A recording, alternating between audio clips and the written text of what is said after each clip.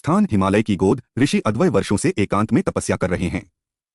एक दिन उन्हें स्वप्न में 5 दिव्य नदियां दिखाई देती हैं। स्वर्णंदी, नीलंदी, रक्तंदी, धूमंदी और कृष्णंदी। ये नदियां उनके भीतर के 5 भावों का प्रतीक हैं: सत्य, करुणा, क्रोध, मोह और विवेक। स्वप्न कहता है, जब तुम इन 5 से मिलोगे तभी स्वयं को जान पाओगे। ऋषि यात्रा पर निकलते हैं। स्थान प्राचीन जंगल। ऋषि सबसे पहले स्वर्णंदी से मिलते हैं, जो शांति और सत्य की प्रतीक है।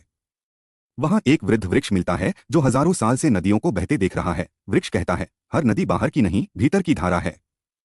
जब तक तुम इन्हें सिर्फ देखोगे, समझोगे नहीं। ऋषि आगे बढ़ते हैं और नीलंदी के पास पहुंचते हैं। यह करुणा और दुहक से बनी है। वहां एक स्त्री आत्मा तैर रही है जो अपने खोए बच्चे को खोज रही है। स्थान ज्वालामुखी की घाटी। रक्तंदी उन्हें सबसे उग्र रूप में मिलती है। यहाँ क्रोध का रूप है, अंधा, विनाशक।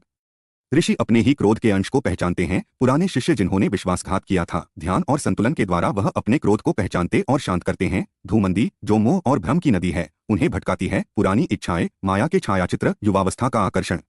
स्थान एक क्रिस्टल घाटी। आखिरी नदी कृष्णंदी पूर्ण विवेक और निर्मलता की प्रतीक है। यहाँ वह अपने सबसे निर्मल रूप को देखते हैं। कोई नाम नहीं, कोई धर्म नहीं, सिर्फ अस्तित्व। यहाँ उन्हें 5 नदियां एक जगह मिलती हैं, एक दूसरे में घुलती हुई। 5 धाराएं एक महासागर बन जाती हैं, स्वयं का महासागर। स्थान अपने गांव का शिखर। ऋषि अब ऋषि नहीं, केवल अद्वय हैं, एक सामान्य मानव जो स्वयं को पहचान चुका है। वे गांव लौटते हैं, अब शिक्षक नहीं, मार्गदर्शक हैं।